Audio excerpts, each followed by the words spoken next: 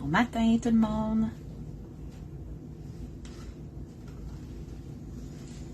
Merci de vous joindre à moi pour un autre épisode des Matins Expresso, que ce soit en direct ou en rediffusion. J'apprécie beaucoup quand vous m'écrivez dans les commentaires que vous êtes en rediffusion, comme ça je sais qui a écouté le live, c'est toujours intéressant, puis j'aime bien aussi que vous me donnez vos points de vue. Fait que je vais vous laisser vous connecter. Faites-moi signe, comme à l'habitude, quand vous êtes là.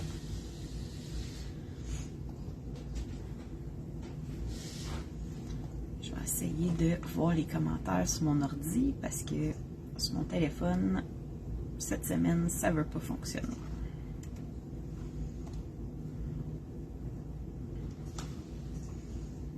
Bon matin, José. En tout cas, les journées raccourcissent, hein, il fait, on dirait, plus noir le matin, puis il fait plus noir de bonne heure aussi le soir. Fait qu'on commence à voir que les journées sont de moins en moins longues. Ça veut dire que l'automne arrive. Bon matin, Eric.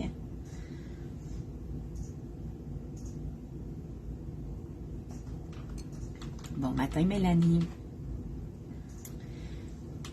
Fait que moi, un matin, je vous cacherai pas, on parlait hier d'authenticité. Ben c'est ça, un matin, pas que je suis malheureuse, je suis juste fatiguée. Ça paraît-tu, des cernes en dessous de mes yeux, des petits yeux. Mais ça fait partie de la vie, c'est pas tous les matins qu'on se lève fraîche et dispo et toute avec pleine d'énergie. En tout cas, c'est pas un matin comme ça pour moi ce matin. Bon matin Kathleen, Josiane. Fait que c'est ça, un matin c'est un matin un petit peu plus fatigué, mais ça fait partie de la vie, il y a des jours comme ça. Fait qu'aujourd'hui, j'avais pensé discuter avec vous d'un sujet qui est plutôt personnel, c'est par rapport à mon expérience à moi, qui pourrait être utile pour certaines personnes ou que certaines personnes pourraient se reconnaître là-dedans. Je voulais vous parler, dans le fond, des conséquences ou des choses que j'ai eues à dealer avec le fait d'avoir fait la chirurgie bariatrique. C'est des questions qui m'avaient été posées d'ailleurs quand j'avais fait le post là, pour savoir de quoi qu'on pourrait discuter ensemble. Moi, j'ai eu la chirurgie bariatrique en 2018. À ce moment-là, ça faisait quelques années que j'étais sur la liste d'attente au Québec pour avoir la chirurgie. J'ai eu l'appel, puis à cette période-là dans ma vie, mettons, je me pesais pas plus souvent qu'il faut, là, parce que c'était un peu décourageant, mon histoire, puis je faisais peut-être de l'évitement, comme on dit, je voulais pas savoir. Fait que quand tu arrives au point où tu te fais appeler pour la chirurgie, ben, tu sais, là, tu te pèses. Ma balance, elle pesait elle pouvait prendre un poids jusqu'à 330. J'ai embarqué sa balance, ça disait que je pesais 330. Je sais pas si j'avais pesé 331, si ça aurait dit erreur ou dans le fin fond, je pesais 340, puis ma balance, elle marquait 330. J'ai su après, en regardant en arrière, une couple de mois plus tard, que ça pesait jusqu'à 330. Fait que je ne saurais jamais vraiment le poids que j'étais à ce moment-là, mais je sais que j'étais au bout du bout de ce que ma balance pouvait peser. Après ça, ben, j'ai fait la diète liquide au Québec. Comme j'avais un IMC de 53, j'ai fait un mois de diète liquide, puis avec l'hôpital où je me suis fait opérer, qui était dans le fond la clinique Rockland / l'hôpital Sacré-Cœur, puis finalement j'ai été opérée à Jean-Talon. C'était une diète très sévère, un mois juste des shakes puis des légumes verts. En plus, c'était une sorte de shake spécifique qu'il fallait acheter qui coûtait quand même assez cher. Ça a été, je vous dirais, la période la plus difficile pour moi, cette diète liquide-là. Ça faisait des années que je lisais sur la chirurgie bariatrique, que je m'étais préparée, que j'avais fait mes recherches. Puis quand j'ai commencé la diète liquide, en plus j'étais PMS, un peu comme cette semaine. Puis j'ai trouvé ça horrible, ok? Je vous le cacherai pas, là, je me souviens très bien, comme si c'était hier, puis ça fait quand même un peu plus de 5 ans, là. J'avais tellement faim, là, comme je rêvais au frigidaire, je pensais à tout ce qu'il y avait dans l'armoire. De toute façon, il restait pas grand-chose qui n'était pas des légumes. Puis une journée, je mangeais ma salade sec, là, parce que tu ne pouvais pas mettre de sauce, rien dedans. Puis le cœur me levait littéralement. Là, puis pourtant, là, j'aime les légumes, puis là, sauf que je vous dirais quand même à ce moment-là, j'étais moins une mangeuse de légumes qu'aujourd'hui. Mais c'est ça, je rêvais au frigidaire, puis à un moment donné, je me suis mis à pleurer dans ma chambre. Puis en plus, mon chum, comment bon puis fin qu'il est, il a fait la diète liquide avec moi de 1 mois. Il n'y avait pas énormément de poids à perdre, là, quelques livres en trop, mais il l'a quand même fait pour m'encourager puis pour pas me manger d'en face, ce que d'ailleurs, ça m'a sauvée, je pense, parce que je ne suis pas sûre que je serais passée au travers. Puis pourtant, j'étais très déterminée, tu sais.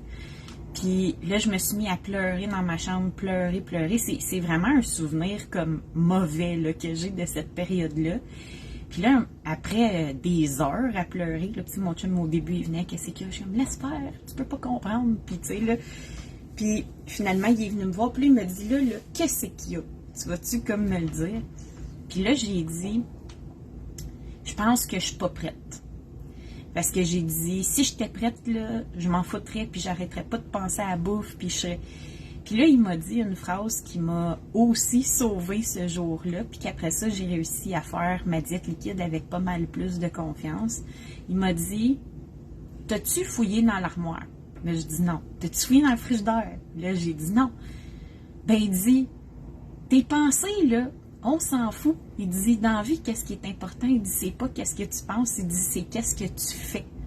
Puis il dit, tu l'as pas fait. Fait que, il dit, là, arrête de broyer. Puis il dit, reprends-toi, là, comme il dit, c'est pas la fin du monde d'avoir des pensées. Puis il dit, ça veut pas dire que t'es pas prête parce que t'as juste réfléchi, tu sais, à vouloir manger, là. Il dit, moi tout, là, j'ai faim, puis j'y pense à la bouffe. Puis, ce soir-là, après, on est allé dans le spa, lui puis moi. Puis je me souviens, tu sais, qu'il me serrait dans ses bras puis qu'il y avait comme de la misère à faire le tour de moi. Puis là, il disait, hey, tu peux-tu te rendre compte que dans pas long, tu sais, je vais te tenir puis tu vas être comme, tu sais, tout petite. Puis après ça, on s'est assis dans le spa, puis on s'est mis à rire, puis à parler de bouffe. Puis là, moi, je rêvais à du fromage qui étire, là, comme de la lasagne chaude, là, mettons, là. Puis je pensais à ça dans ma tête. Puis là, lui, tout, il disait qu'il pensait à ça, puis on riait. Puis ça m'a fait réaliser que, tu sais, c'est vrai, dans la vie, qu'est-ce qui est important, c'est qu'est-ce qu'on fait, c'est pas qu'est-ce qu'on pense. Puis c'est même pas qu'est-ce qu'on dit, à la limite. C'est vraiment les gestes qu'on pose. Puis, il avait raison, j'étais prête, j'étais rendue là, j'étais préparée, c'était ça que je voulais. J'avais fait mon choix.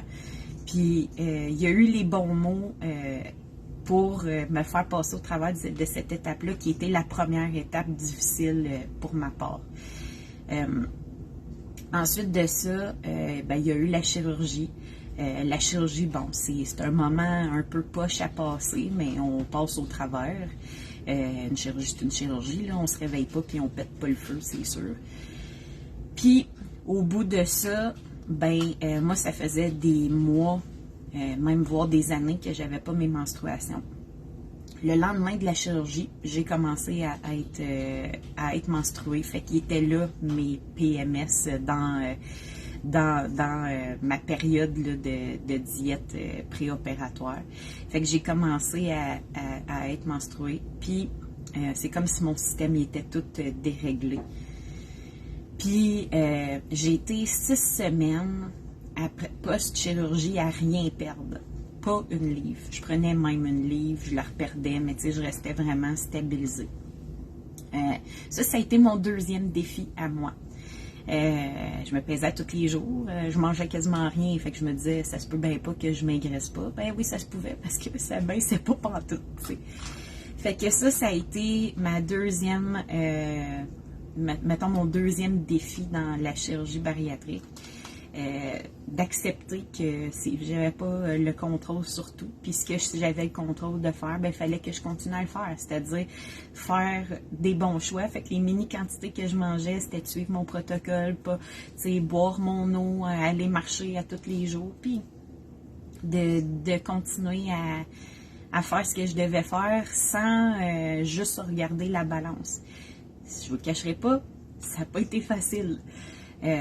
Au bout de 6 semaines, j'ai perdu comme 8 livres en une semaine. Fait que ça a venu comme compenser un peu. Puis ensuite de ça, dans l'année suivante, j'ai perdu 150 livres. Fait que les 6 premières semaines de ma chirurgie n'ont pas été représentatives du reste de mon année. Mais par contre, j'ai toujours perdu en plateau. Fait que il y en a que ça va être, ils vont perdre un petit peu à toutes les semaines, puis mais c'est pas tout le monde que c'est comme ça. Pour ma part, ça n'a jamais été comme ça pendant toute ma perte de poids. Je perdais pas pendant à peu près 2 semaines, des fois même 3, puis bouf, je perdais pas mal une semaine. Puis ça s'est en allé comme ça, toujours en pente descendante. Des fois, dans la même semaine, quand je me pesais, à tous les jours, des fois, ça montait un petit peu, ça rebaissait. Mais c'est variable là, d'une personne à l'autre. Fait que pour moi, j'ai perdu en plateau. Je pense que c'est hormonal, peut-être. J'ai l'impression là, que selon mon temps de mes périodes puis tout ça, ben ça varie. Fait que ça aussi, c'est une acceptation qu'il faut faire. Puis faut pas se comparer parce que nos corps sont différents, nos métabolismes sont différents, on ne les a pas fait vivre les mêmes affaires. On est tous des humains qui sont pas pareils. Là. Fait qu'on ne part pas de la même façon. Fait que moi, ça a été, c'est ça, mon deuxième défi. Après ça, je vous dirais, mon troisième défi avec la chirurgie bariatrique, ça a été que j'ai commencé pas longtemps après ma chirurgie, voire même un mois et demi après, à faire des pierres à la vésicule biliaire. J'avais jamais eu de crise avant, j'avais jamais fait de pierres à vésicule biliaire, puis j'ai commencé à ce moment-là. Je m'étais fait opérer en mai, il me semble que c'est en juin, j'ai commencé mes premières crises. Ça s'est intensifié pendant l'été. D'ailleurs, ça fait vraiment mal. Moi, là, tu sais, j'ai quand même eu une crise d'appendicite, j'ai eu beaucoup de chirurgie. Ça fait vraiment mal. C'est très désagréable. Puis, au Québec, ben, ils te font souffrir longtemps avant de t'les enlever, à moins que ça soit pris par un point que tu vas mourir. Là. À toutes les fois que tu as une crise, tu penses que tu vas mourir, mais tu ne meurs pas. Puis au bout d'une heure ou deux, ça passe. Sauf que c'est 1 heure ou 2 de feeling vraiment, vraiment désagréable. Fait que ça a été mon troisième défi. Chaque fois, je pouvais presque rien manger. Ok, il fallait que je mange du poulet bouilli avec des légumes verts. Puis ça a pris jusqu'au mois d'octobre avant qu'ils décident de m'opérer, après que je suis rentrée deux fois, je pense, d'urgence à l'hôpital parce que ça passait pas, là, puis la douleur était comme horrible. Puis une fois qu'ils ont enlevé ma vésicule biliaire, là, j'ai pu recommencer à manger plus normalement, puis ça a mieux été. Fait que ça a été mon troisième défi dans la chirurgie bariatrique. D'ailleurs, j'ai parlé avec nos chirurgiens qui travaillent avec nous chez Voyage Renaissance. Puis, ils peuvent vous enlever la vésicule biliaire en même temps qu'ils vous font la chirurgie bariatrique, si c'est ce que vous choisissez. Moi, j'ai eu des pierres tout de suite après ma chirurgie. Ma soeur, elle a eu la même chose. Elle, ça lui a causé encore pas mal plus de problèmes que moi. Elle est tombée en dénutrition, elle n'était pas capable de s'alimenter. Fait que c'est pas la sleeve qui était dommageable, ni pour moi, ni pour elle. C'est vraiment les conséquences d'avoir des pierres à vésicule biliaire après. Puis c'est quelque chose qu'on peut enlever en même temps qu'on fait la chirurgie. Puis si quelqu'un m'avait dit ça, puis qu'il me l'avait proposé, puis que j'avais su, je l'aurais enlevé. J'ai pas eu de conséquences négatives là, à faire enlever ma vésicule, ça a été que positif par la suite. Il y en a qui disent qu'ils ont la diarrhée ou whatever. Moi, c'est le contraire. Là, vous allez me connaître pas mal. Là. Moi, je suis constipée comme ça, pas de bon sens. Là. Fait que c'est vraiment pas un problème depuis que j'ai plus de vésicule. Puis au contraire, avant, j'avais la diarrhée. Là. Fait que ça m'a pas causé de diarrhée, le fait de ne plus avoir de vésicule biliaire. Des fois, temporairement, ça peut le faire, mais normalement, le corps, il se replace. Fait que ça a été mon autre défi. Après ça, ben, il y a eu le côté alimentaire. Moi, la façon que j'ai trouvé, ben, premièrement, tu sais, c'est vraiment important de manger lentement. Ce que d'ailleurs, j'ai de la misère à faire maintenant, parce que, bon, la vie, je suis pressée, comme vous autres, probablement. Ça a été d'apprendre à manger lentement, ce que j'essaye de reprendre comme habitude, puis qui n'est pas toujours facile. Les premières années après ma chirurgie, ce que j'avais trouvé comme solution, c'était qu'à chaque fois que je mangeais quelque chose, je lisais sur un aliment différent. Fait que, mettons, je suis en train de déjeuner, j'ai des bleuets dans mon assiette, j'allais lire sur les bienfaits de manger des bleuets. Qu'est-ce que ça amène comme antioxydants, qu'est-ce que ça amène comme vitamines. Puis, de cette façon-là, on mange quand même minimum 3 fois par jour. Je me suis beaucoup éduquée du côté alimentaire. Fait qu'à chaque fois que je mangeais, je prenais le temps de déposer ma fourchette, continuer à lire, en reprendre un autre bouchée. Puis je m'étais vraiment donné comme défi d'être en bonne santé parce que l'objectif de pourquoi j'ai choisi de faire la chirurgie bariatrique, ben c'était pour ma santé. Fait que je me suis éduquée comme ça à lire à tous les jours sur l'alimentation. Puis j'ai commencé à cuisiner des assiettes vraiment équilibrées, saines pour moi, pour Yoann. Puis de les partager sur les réseaux sociaux avec vous autres, sur ma page à ce moment-là qui était « Je suis ce que je mange », qui est aujourd'hui la page « Je suis Andréane ». Fait que c'est comme ça qu'il y en a, que plusieurs d'entre vous qui ont probablement commencé à me suivre il y a de ça un 4 ans et demi, 5 ans. J'ai commencé vraiment à cuisiner, vous montrer qu'est-ce que je faisais, les portions que je mangeais, qui étaient saines, équilibrées, puis qui n'étaient pas des portions de bébé de 1 an non plus, puis que c'était pas dans des assiettes en plastique comme si on est des enfants, tu sais, que c'était beau, c'était attrayant, que c'est... Puis moi, ça m'a énormément aidé à me garder sur la traque, de partager ça avec vous autres, ça me motivait de continuer à bien manger. Fait que ça, c'est le défi, c'est de ne pas non plus perdre l'intérêt pour s'alimenter parce qu'on doit le faire 3 fois par jour. Puis, à mon avis, il vaut mieux le faire de façon saine, agréable puis tentante que de manger une boîte brune dans une petite assiette de bébé avec un dessin de Ninja Turtle. Tu sais. C'est pas attrayant, on se sent plus comme normal. Fait que faut, ce que je suggère de faire pour les gens qui ont de la misère, c'est de rendre vos assiettes attrayantes, mettre de la couleur, mettre des légumes de toutes les sortes, des fruits, de faire quelque chose qui donne envie.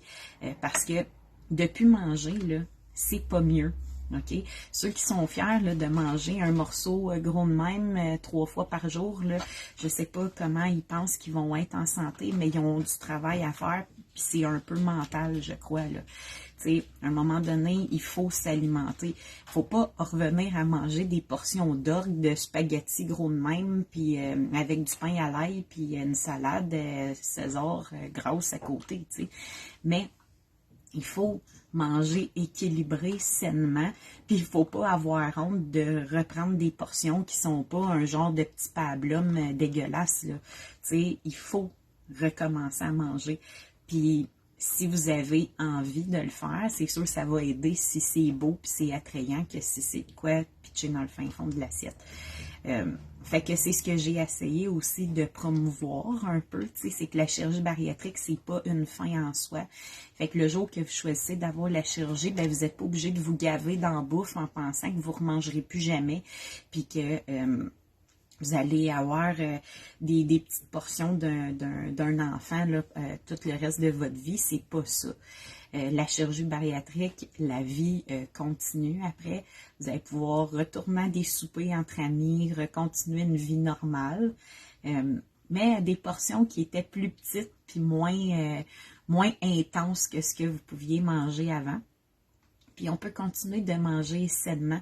Fait que, tu sais, c'est un peu ça que j'essayais de montrer. Tu sais, il y en a, ils disent, ah, avec la chirurgie bariatrique, j'ai tout perdu mes dents ou... il y a quelque chose qu'ils ne doivent pas trop faire comme il faut là, si ça leur arrive. C'est soit qu'ils ont énormément de reflux gastrique, ce qui amène beaucoup d'acidité au niveau de la bouche, ou ils mangent vraiment pas de vitamines. Là. Ils doivent manger pas grand-chose pour se tenir en santé. Fait que ça a été mon autre défi, de vraiment manger équilibré sainement. Puis je pense, relevé vraiment avec brio. Ça m'a aidé beaucoup dans ma perte de poids, mais aussi après ça, dans le maintien. Puis, le défi qui m'est arrivé, le suivant, ben c'est quand je suis partie en Turquie. Là, j'étais toujours sur la route, moins le temps de manger sainement. J'ai toujours essayé de faire des bons choix quand même, mais je me suis enlevée en priorité. Puis, ça a paru. Ce qui a paru aussi, c'est que les occasions de boire de l'alcool se sont multipliées. Fait que j'ai bu de l'alcool plus souvent, des calories liquides, ce que je faisais jamais au Québec. Puis ça aussi, ça m'a amené à prendre quelques livres. Fait que il faut faire attention. Toute notre vie, la chirurgie bariatrique, c'est pas une baguette magique. Là, ça fait un peu plus de 6 mois que je suis revenue à cuisiner un peu plus, prendre un petit peu plus du temps pour moi. Puis ça va être un défi toute la vie. Ce qu'il faut faire, c'est de ne pas se cacher la tête dans le sable, de ne pas jouer à l'autruche, d'être capable de se dire ce qu'on peut changer, ce qu'on peut faire de mieux, qu'est-ce qu'on faisait avant, qu'on ne fait plus, puis qu'on peut recommencer à faire. La suite là, de la chirurgie bariatrique, c'est pas un long fleuve toujours égal, pareil. C'est comme le reste de la vie. Il y a des tempêtes à passer au travers. Puis je pense que la meilleure façon de faire face aux choses, c'est de se mettre les 2 yeux devant les trous, puis de se dire les vraies affaires à nous-mêmes. Tu sais, de ne pas se peser pour 6 mois, c'est dangereux. Il faut y faire face. Il faut regarder, OK, cette semaine, je sais que j'ai pas fait exactement les bonnes affaires. Je me pèse, voici les conséquences des choix que j'ai faits. Maintenant, je peux pas changer le passé. Qu'est-ce que je vais faire cette semaine de différent pour pas recommencer la même semaine que la semaine dernière? Puis après ça, ben, c'est d'y aller. Fait que moi, personnellement, la chirurgie bariatrique, ça a changé ma vie. Ça m'a permis d'avoir l'outil qu'il me fallait pour perdre mon poids.